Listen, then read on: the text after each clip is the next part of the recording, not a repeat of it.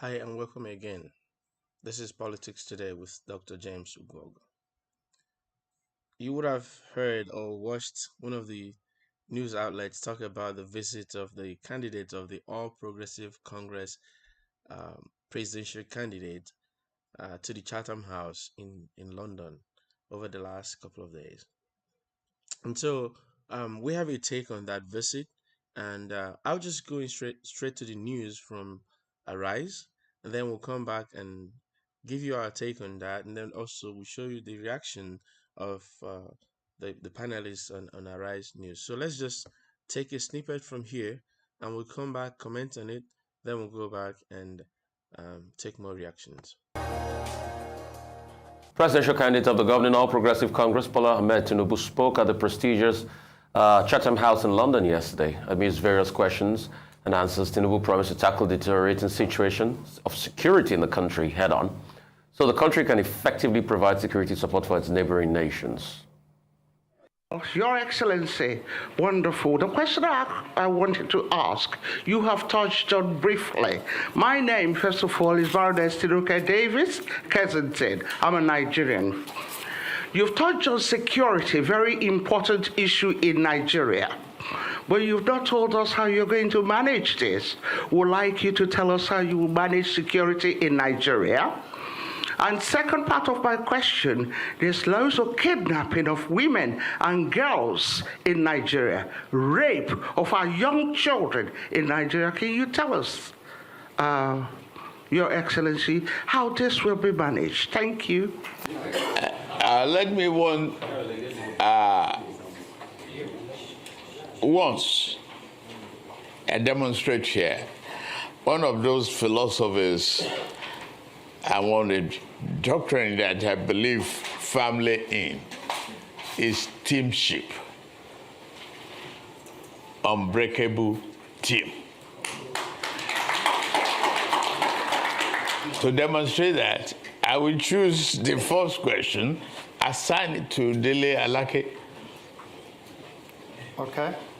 And the second question, assigned to Nasiru El-Rufai. Security has been a big issue. All right, so we're gonna pause here and just analyze what you just watched there. The Chatham House is supposed to be a solemn assembly where people come to give talks. Prominent people in the world, leaders in the world have come to give talks at the Chatham House. So it's a great opportunity. It's a solemn assembly.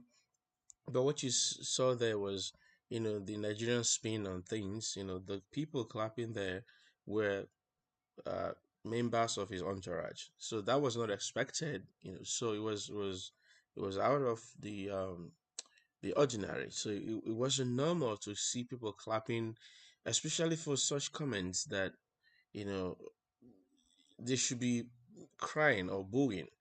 Uh, I say this because you are going for a job interview and you wouldn't present yourself to your employers to interrogate you, to the people, because we the people have the power to interrogate and employ whom we want. You wouldn't present yourself. I'm not going to play all the video because at some point he said that he's almost like a sellable commodity, something like that. They want to make money out of him. That's why they were inviting him to talk to him. Okay. The people want to talk to you and interrogate you and get to know who you are. You wouldn't present yourself to them. They want to interrogate you and know what you can do for them. You wouldn't present yourself to them. Then you go to the UK. I think that event took place the same day. 3 other presidential candidates were in Nigeria having a town hall meeting, interacting with the Nigerian people, their employers or potential employers. You left them, go to the UK, then they ask you a question, and then you start delegating the responses to people. Now, I understand delegation, but you have to be in power first before you can delegate. Just imagine going for an interview, a job interview. Let's say you want to be an astronaut or something like that. You enter the the exam hall, or you enter the interview, you sit on the interview panel, and then they ask you a question, and you turn around and say that guy is a professor of aeronautical engineering. He should give the answer. The other guy is a, a, um, a neuroscientist, or maybe a rocket scientist. Yeah, I think that's a better word. He's a rocket scientist. He should give the answer. That is what happened right there. You are still being interviewed. If people don't get this yet, you are still being interviewed. You haven't gotten the job yet. And you're talking about teamship. No, you should at least have an idea, an overview of everything. You shouldn't be, nobody's expecting you to be an expert in everything. But when they ask you basic question, that was one they asked about his health, and he delegated it to somebody else. They asked about security. That was the guy that started speaking before I stopped, Malam El Rufai. El Rufai is running away from his state because of terrorists. They're taking over parts of his state. He's running away from there, and they are asking him to speak on insecurity. If he has the answer, he had 8 years and he did nothing. He only cried or lamented that they're taking over the place. He put his kid in a public school. He put the kid out because, of course, I wouldn't even encourage him to put his kid there. When I saw him on TV saying he's putting his kid on TV, I wished I had his number. I would have called him to say, don't do that. It's not like, it's not even proper for anybody to have their kids in a public school, let alone a politician or a governor of a state. So you pull the kid out. I'm sure someone, maybe his wife, prevailed on him, or maybe someone else he listened to, or maybe maybe he just realized that that was not the best move. But this is the guy you're asking to speak on insecurity, and he talks about how they're going to improve on what the current administration is doing. You guys inherited insecurity that is, let's say, if we're saying from 0 to 10, let's say insecurity was at 2. You guys midwifed it, and and and I don't know what the word to use. You guys watched it grow from level 2 to level 15, and we're talking about a scale of 0 to 10. You guys went from 2 to 15. You broke the scale. If you don't understand what I'm saying, you guys broke the scale. These guys roam the streets anywhere, killing people everywhere. No place is safe. In Kaduna, your state, El-Rufai, people cannot fly. They cannot use the road. They cannot use the train. This is the guy, and the interviewee that we want to see if we can employ to do this job is hiring people. That's what they call exam malpractice. You should be able to speak on the issues.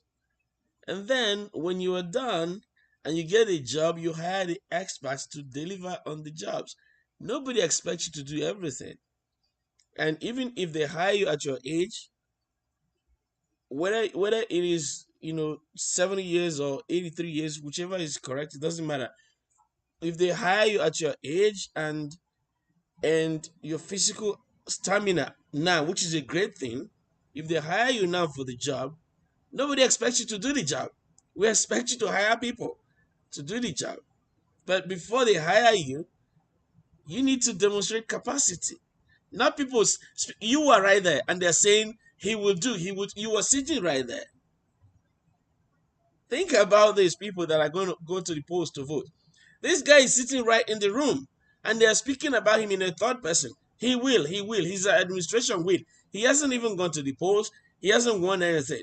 And I heard some people saying on our rise that maybe shadow ministers. No, you don't get shadow. If you are the president in waiting, then you can have shadow minister. We haven't gone to the polls. Nobody knows who will be alive on the day of the polls. Myself or anybody else, nobody is guaranteed who will be there.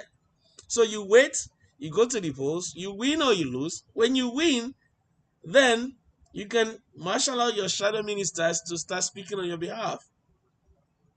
But you are right there, you're using surrogates. Right there, you were in the room. So people, please, let's be wise. I said this last time. I'm gonna reemphasize right now. If someone tells you who they are, believe them. If someone tells you I'm gonna be an absentee president, you better believe it. Because what this is the trick, and this is the trick from the old playbook. This is the trick. If they say whatever they say, and if by any means I win, hook or crook, I win, and I come into power, don't expect me to do the things those guys said because I wasn't the one that said it. I hope you understand the trick. Because the current administration told us that much. When we try to hold General Muhammad Buhari to hold his leg to the fire and say this is what your manifesto said, he said I wasn't the one that said it. It was my party. And now you're getting Bola Ahmed Tinubu in a room and you ask him, what are you going to do about health? He says, ask Kalakija. What are you going to do about security? Ask El Rufai. Okay, let's ask El Rufai. How did you handle Kaduna State, El Rufai? Well, I didn't handle it very well. So what do you expect? That's it. These guys have told us who they are. Don't pretend you didn't know. They might give you 1,000 naira or 1 billion naira. It doesn't matter. They have access to bullion vans. If you take it, you have sold your voice, you have sold your conscience, you have no right to speak for another 4 years. Think about it. Posterity will judge you. And now I hear people talk all the time about how he built Lagos. If he did anything in Lagos, I'll give him the credit. Right? I heard that he dredged the river and so on and so forth. Give him the credit for what he did. But don't be in a hurry. Lagos was the capital of Nigeria for more than 30 years. I'm just putting it mildly. It could be 70 years or even more. Lagos had been the capital of Nigeria until recently, 1990 something, before it was relocated to Abuja. So you can't discountenance what has been achieved through the colonial master period. That's where they settled. That's where their offices were. The colonial masters, they were there. The government from the 60s and 70s and 80s were in Lagos, federal government. Yet, in that same Lagos, you have Makoko, you have Ajegunle, you have all the unlivable places. You have people living and floating on water in the same Lagos. So when people tell you we build Lagos, yeah, they can show you Lake and Banana Island, which is great. But you still have Makoko. So you have to juxtapose those two. And then the fact that it was the federal territory, was the federal the capital of the country for decades. You have to juxtapose all those facts. So when someone says, I built Lagos, what you can look at is what was there before you came in. Which of the bridges did you build? The third mainland bridge, who built it? Was you? No, somebody did it.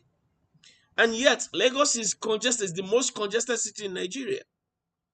So you can say that you built Lagos, you can say anything you want to say. It's fine, you can say anything you want to say. But we have to juxtapose that with facts. And if you did anything great, it is great. Nobody should put it down. Peter Obi said, government does not finish with one administration. You do your bit, others come and continue. So before you say someone built Lagos, you have to go back to when Lagos started.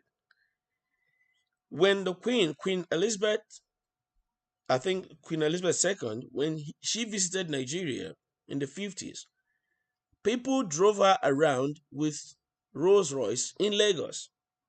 So there were wealthy people in Lagos who had Rolls Royce to drive her around. If Tinubu was born in 52 and the Queen visited even if he's 59, Tinubu would have been 7 then. So he didn't build the Lagos that the Queen visited. He didn't empower or enable the people with Rolls Royce to have Rolls Royce in the 50s when she visited. So when people say we'll build this, we'll build that, we have to juxtapose that with facts, with what others did. And again, you can't, because you disagree with someone, discountenance whatever they did. If the race is from 0 to 1,000, and Lagos was at 300 when you came and you moved the needle to 350, you've done something. We have to attribute the 50 to you. But you cannot discountenance the 300 before you came. And when you left, others moved it from 300 to 400 to 500 to somewhere. So you can take credit for what you did, but the bridges, I didn't think that you built any of the major bridges, Third Mainland Bridge or any of the major bridges. I didn't think you built it. Right? So you can check what happened in Lagos before 1999 until 2007. That's what you can attribute to yourself. Of course, you might have laid foundation for others to continue, just as others laid foundation for you to continue. Because you cannot tell me that the colonial masters did nothing. You cannot tell me that IBB did nothing, or the military juntas, Sheikh Shagari and the rest of them, they did nothing. You can't tell me that. The I think the military administration before the civilian administration, I think one of them built one of the bridges. So you can't discountenance what everybody else did and just say, I built Lagos. You just showed up in 89 and all of a sudden you built Lagos. People were Lagos. Lagos was the commercial city of Nigeria before 1989. Many of the multinational companies in Nigeria, their headquarters are in Lagos. And they were there before 1989. Or 1999, sorry, before 1999. So you can't just claim the embassies, the global conglomerates with their headquarters. They are all in Lagos, been there for decades before 1999. So when you say, "Oh, you're managing the biggest economy," yeah, the companies were there before you showed up. So we'll give you credit for whatever you did. How you moved the needle from 350 to 400, or from 300 to 400, whatever mark you're using. Now we're gonna go back and listen to the reaction. So I'm not gonna play what Rufai said anymore, but I'm just gonna take you to another reaction from another video. And this is really funny, because um I just play it and then we'll come back and talk about it. Okay. So let's go and listen to Abati and Kanko. Nigeria. So, for whatever value, maybe the publicity that Mr. Cookson referred to on social media will have some kind of impact. In terms But there's of, publicity in Nigerian newspaper based on that. yes, so publicity, Yeah. social media, mainstream media in Nigeria, and the subjects that he addressed: security, the economy, and foreign policy. These are important issues, and you could see that in the scripted speech that he read, he tried to address the key issues, to talk to his audience. Yes. Talking about how Nigeria is so important in West Africa, how Nigeria will avoid, the kind of crisis we have had in Guinea, Equatorial, in Mali, in Chad, and how Nigeria will remain the bastion of democracy. Those are the kind of things, that the international community would like to hear. So, I really cannot fault this. But the audience there was largely Nigerian. Yeah, but it was also to an international community, given the nature of the platform. Yeah. Because it will be documented, it will be circulated. And I was talking also about Nigeria's leadership role, electoral integrity, which he says is committed, and he talked about, ensuring that, he supports a pacifist approach to election, even if he has not personally signed the peace accord. Peace accord, as yes. some people were pointing out. He talked about agriculture, he talked about... All right, we're gonna pause here and then just analyze and come back. So the other political parties and their candidates signed this peace accord to ensure there is peace during the election, and that people should make the campaign about issues and not personalities. And he opted out, or he refused to sign it, or he was not available to sign it, or did not sign it. Whatever you want to use, he did not sign it. And then he goes to Chatham House and talks about peace and talks about how, election integrity. And, he even alluded to the fact that INEC hasn't convinced us that they'll be able to transfer the results electronically, after the election.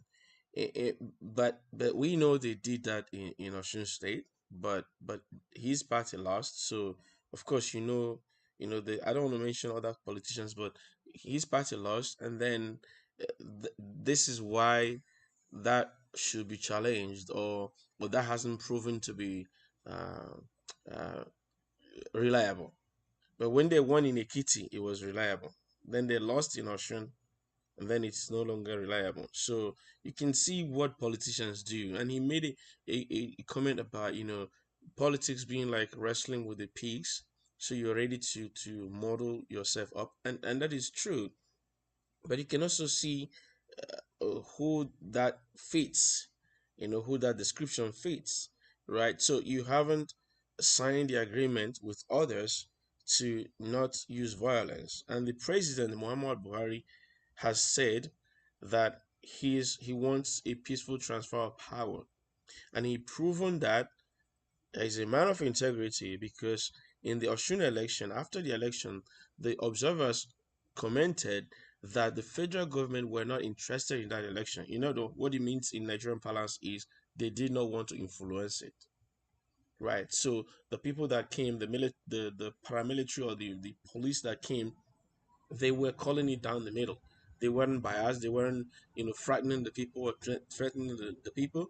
So that's what in Nigeria when they say the federal government is not interested, that's what it means. It just means they are being fair.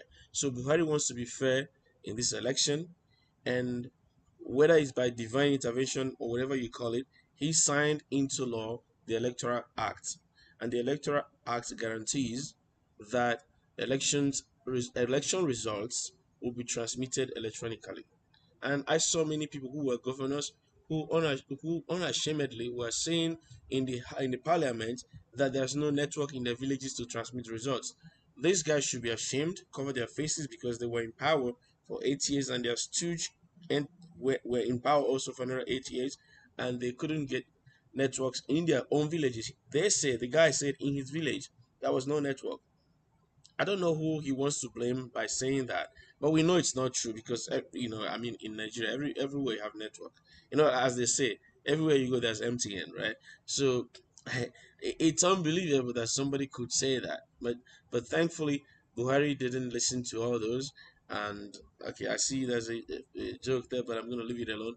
So he didn't listen to all that, and he signed that into law. So the result must be transmitted electronically. And I'm glad that he's not interested in these elections. He's not interested. In other words, he's not about to influence it one way or the other. And to prove that further, he, with the CBN governor, approved the design of the Naira notes so that those people who have billions and willing to influence election and buy thugs, that their money will be worthless if they don't put it in the bank and get the new currencies. And you have a limit how much you can put per day or per month, and you have just so many days before the deadline. So I give kudos to Buhari for that. It doesn't matter how you disagree with someone, when they do something right, you should have the courtesy to acknowledge that. And if you don't, you have lost every right to criticize them. So I have to give credit to them, even though I wasn't a fan of their party, or we're not the party as a political party, because really I have nothing against the entity. It's the people that run it and how they run it that we have issues with. So I have nothing against him as a person, but some of the things they did in terms of security, in terms of pushing people into poverty, in terms of taking the cost of living so high, whereas the living wage stays the same. You have what they call take home wage that cannot take you home. You have 30,000 naira a month as a minimum wage, and it can't take you anywhere. You go from rice going for a bag for 8,000 when you came in, and it is now 27,000 to 30,000 local rice. It's unbelievable. But your salary did not increase. If you are a minimum wage earner, you're still earning 30,000. I think at some point it was 18,000, then it went to 30,000. But imagine that's just a 12,000 increase on your salary as a minimum wage earner. However, your bag of rice went from 8,000 to 27,000. That's like 19,000 increase, right? How can you even justify that? So I do not applaud them on that. And then kidnapping with impunity is all over the place. Killing, massacre. People get numb when they hear people are killed. People get numb. You see people pushing their loved ones in wheelbarrows to the community center, and they just put them there and just People are just numb to these things. People are kidnapped and they don't even talk about it anymore. You silently settle those guys, and then you just, what can you do? You see, farmers in the north, the farmers in the north were sustaining the nation in terms of agriculture. But what is happening now is that those guys are being made to pay taxes to go to their farms, and they're not paying the taxes to the government. They're paying the taxes to herdsmen, to killer herdsmen, not the regular, like, because we have the normal herdsmen, the ones we live with all along. We know those guys. We've lived with them all along. But we're talking about those invaders that came from other nationalities around us, that claim that God has given them Nigeria, and therefore they have to. I don't know the God they're talking about, anyways. But they say that yeah, has given them over Nigeria and given Nigeria over to them, and therefore they go in there killing the inhabitants, the indigenous people of Nigeria, and this is not acceptable. The Hausas in the north are suffering this very, very much. The Hausas in the north, and then also some Fulanis, the regular, the Nigerian Fulanis also suffering this. And then you talk about the Yorubas, the Igbos, the Efik, the Ijos, the Thieves. Everybody in Nigeria is suffering from these marauders, these killers, these hoodlums that El Rufai, that was supposed to talk about security, had mentioned to us some time ago that these guys came from other countries from around Africa. So I don't really understand how these people can, with a straight face, tell us to vote for them again. So we're going to listen a little bit more, and then we'll come back and continue our conversation. So let's go back and listen a little bit more. About technology, he talked about security, the usual, things, so the scripted speech was fine. However, the other issue was that it was delegating The Q&A session. some of the questions. I see Mr. Dele Alaki has tried to justify that to say it's one of his innovations. He's showing leadership. Is he running a cabinet before the cabinet? No, is it not? He's not being elected yet. Is it not counting your chickens even before they are? All right, so I want to talk about this a little bit. So the scripted speech was perfect, and this happens all the time when someone writes a script for you. Of course, there are so many intellectuals in Nigeria, so they can write great speeches, and then you can just read them and render those speeches. But when you are not able to articulate the questions asked, then you should never be allowed to answer it. And I think this is what has happened here. I said this before, and I'm going to reiterate. When someone does not understand the question, they should never be allowed to answer it, especially when it is a life and death situation. I talked about it yesterday, and I said if you have appendicitis and you go to the hospital and you see two guys, they're all wearing their coats, their medical coats and all that, and each had a scissors and a blade, and each of them want to operate on you. And one guy says, from the symptoms you're explaining, it started from your umbilical cord, the pain goes down. I think if you're feeling it most on your right hand side, I think it might be appendicitis. There's an appendage that looks like a finger, is inflamed. I'm going to cut it off and I'm going to seal it up. By the way, I did it on somebody yesterday, or on an animal yesterday. I think I used an animal. So I did this on an animal, on a goat or a cow yesterday, and it was successful. Here is the cow, here is the evidence. And the issue now is that he has never operated on a human being, but he has operated on a cow. The other guy says to you, I'm just going to cut something. I will ask somebody in the crowd to tell me what to cut, and then I'll ask someone else to tell me how to set it up. I liked him. You, who is going on the table, who would you allow to touch you with your knife or with your scissors? You don't have to answer it. But think about it. That's what is happening. Nigeria is sick. And we need someone to take us to the operation table, and or the theater, and cut us open and fix the issue with Nigeria. One guy has done it in Anambra State. Another guy potentially has done it in Lagos, but now you're asking him, he's not answering to you. He's telling somebody else to answer to you. You ask him, how are you going to do it? And he's saying, I'm going to ask a guy who failed in doing what he's saying. He failed, he couldn't do it, but he's going to ask the guy to give you the answer. The people I love most that support Bola Ahmed Tinubu are those that say, it doesn't matter what you say, I'll vote for him. I love those people so much because they already know that they're going to vote for him no matter what happened. Even if he says, I'm going to sell all of you, they'll vote for him. Even if he says, I'm going to cut you open and remove all your intestines because somewhere there will be the appendicitis, I'll throw it away and put cotton wool inside you. And they say, yes, that is, we're going to vote for him. I love those people because they already know what they are stepping into. And they wholeheartedly want to go into it. I applaud those guys.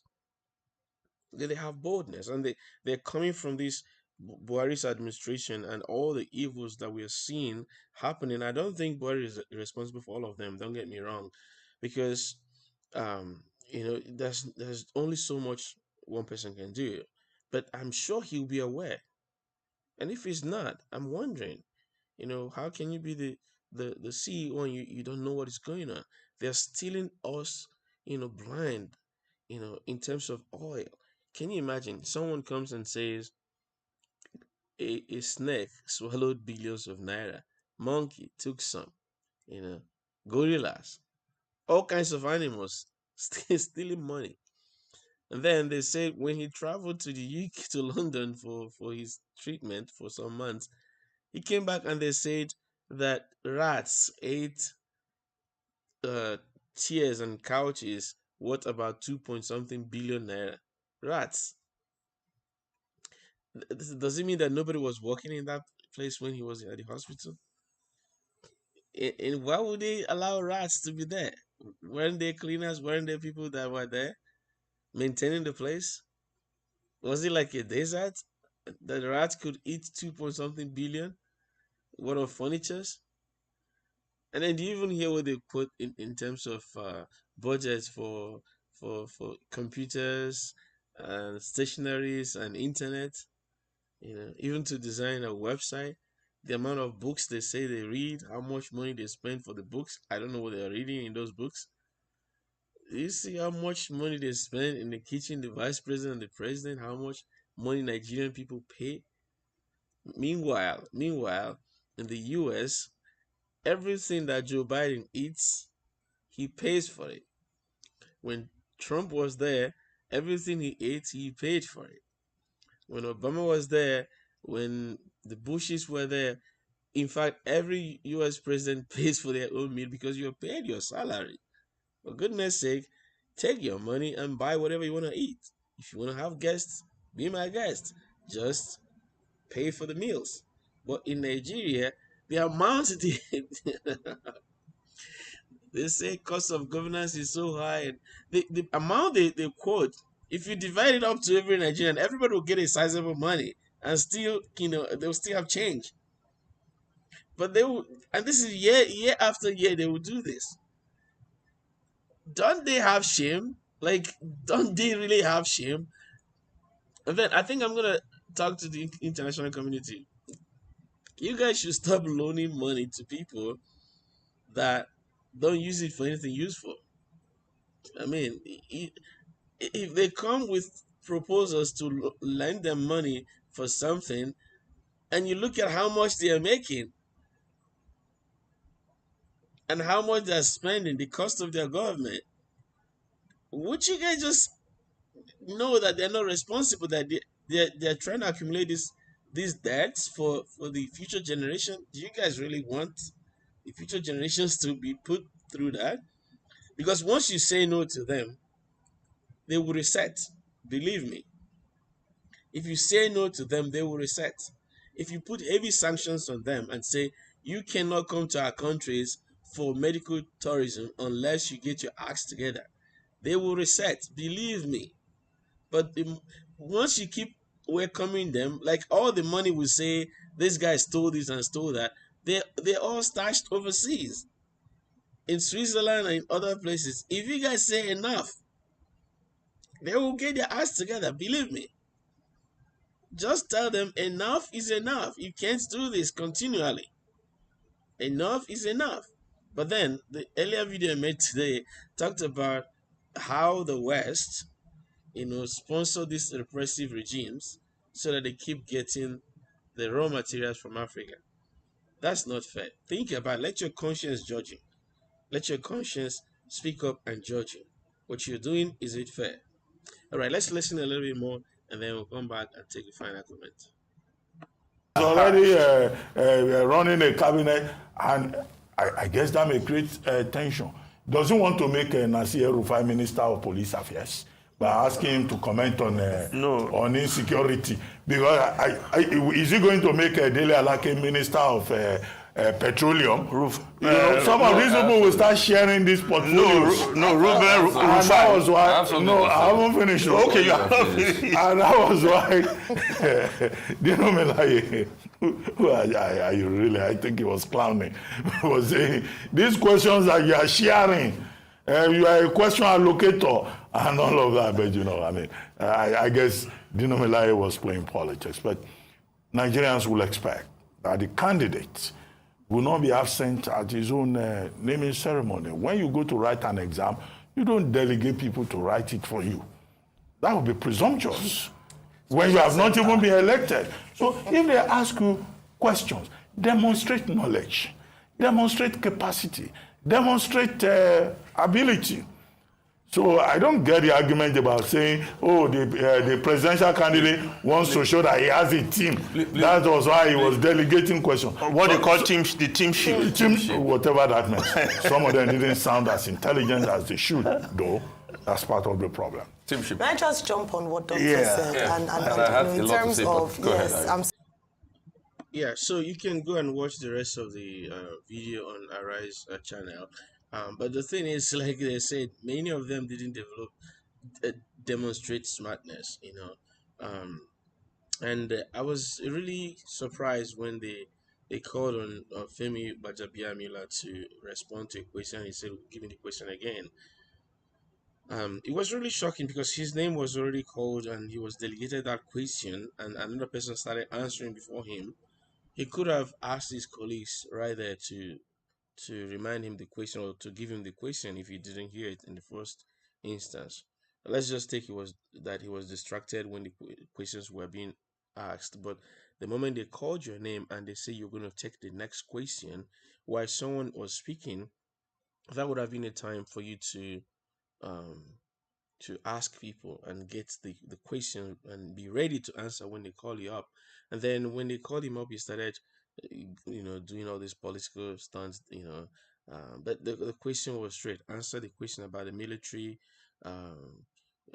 defense pact, answer that question and not begin to challenge what other political parties are saying. That was not the question. That the question was just, what's the pact between the UK and Nigeria in 2018 that was renewed this year was not as successful as people expected. And there's the question. So what are you going to do to make it better? So dwell on that, answer that question and move on. But, rope the US in. Of course, if you want to do that, that's your prerogative. But then you start talking about what other political parties are saying, why, anyways, I'm not going to go into that because I don't like leaving the subject. So let's stay on the subject for now. But watch the video, and there's my friend Rufai. He was really livid at some point, so maybe we'll take a little bit from Rufai.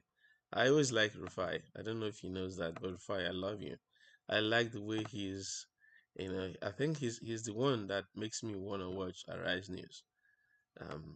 I used to like, I still love all of them, but I used to like Ruben Abati, but he shows he's too political to be giving an unbiased view on a news channel. Unlike my good friend Rufai. Please, Rufai, if you encounter this video, just keep it up.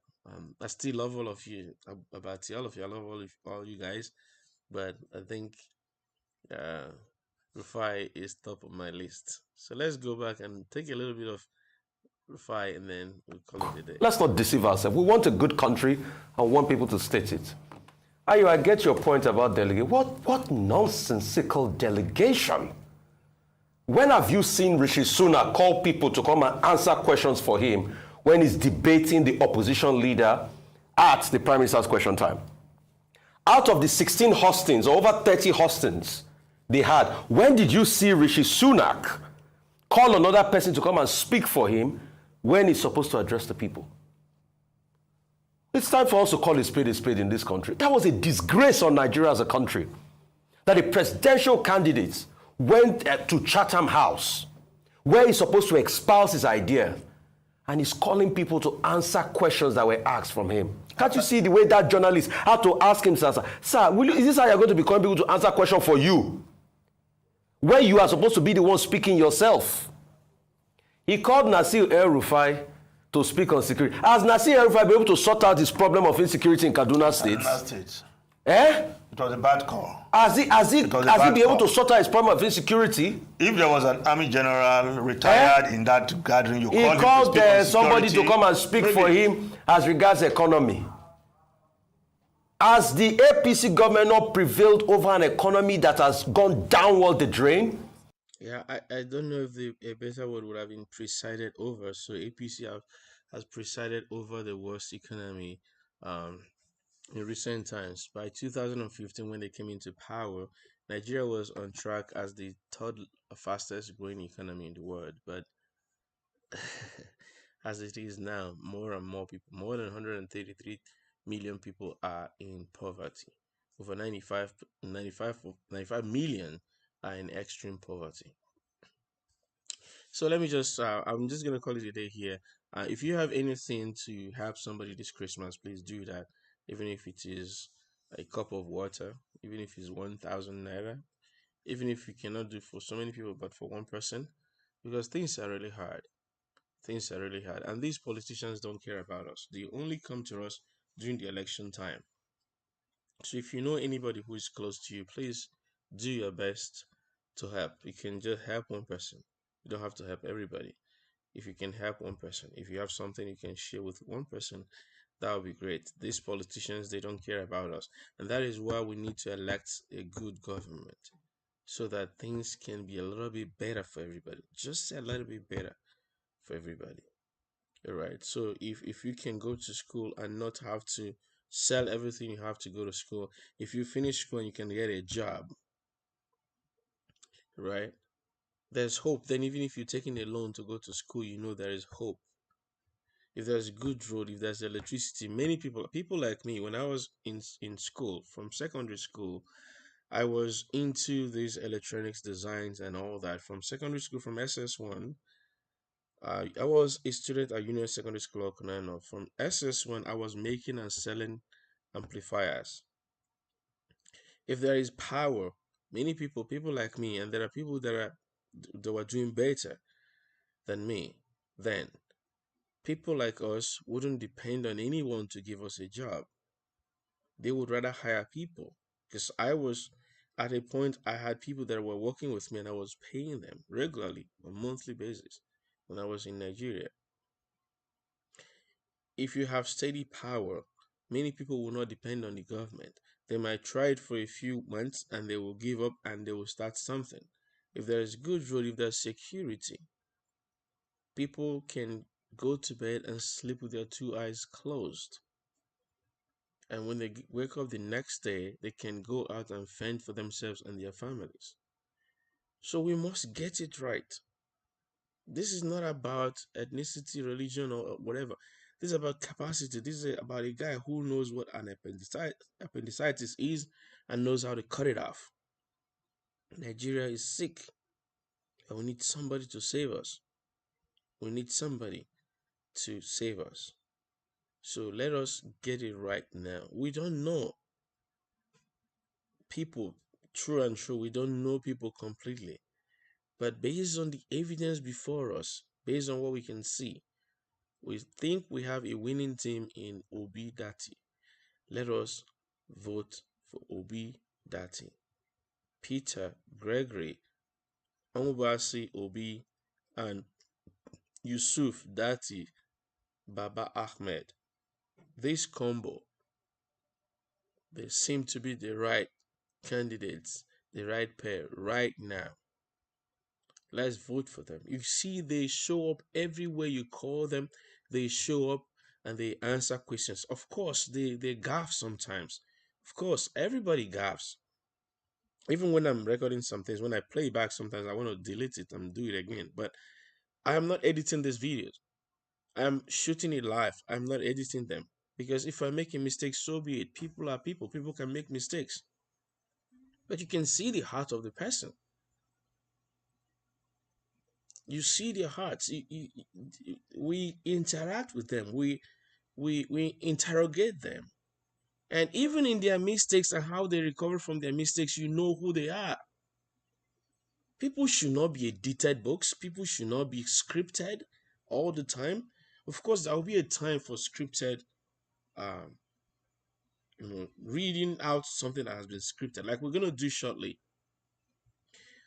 In a few minutes, we'll be doing another live stream of a scripted session where we'll read from the our pact with Nigeria. We're gonna read two sections, section 3 and 4.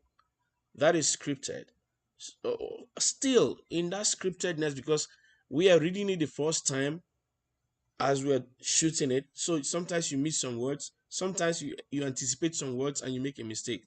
It is how you recover that shows your heart, that there's no dissimulation, there's no hypocrisy. As you interact with the people, they can see and identify with you, and maybe relate with what you're saying and where you're coming from. And that's all we're asking from the people that want to lead us. That's all we're asking. So before I round off this broadcast, you can see at the beginning and at the end, I don't really talk much about subscribing and commenting and all that, because I'm not here to drive for monetization. I'm here to drive for sensitization. And I think this video is already doing what I intended it to do. If I thought initially if I could get to 1, 2, or 3 people, because there were so many people that so many videos out there. I thought if I could get to 1, 2, or 3, even if it's one person that I could get to, that is enough. But then I see that many people are watching, and I think that is all I wanted to achieve. Please share this video, like, comment, and if you like, you can subscribe so that when I make new videos, you get an alert about the videos. But really, just watching it and sharing it and discussing it, and even discussing my mistakes, because I will gaff also, I will make a mistake, I will read something wrong.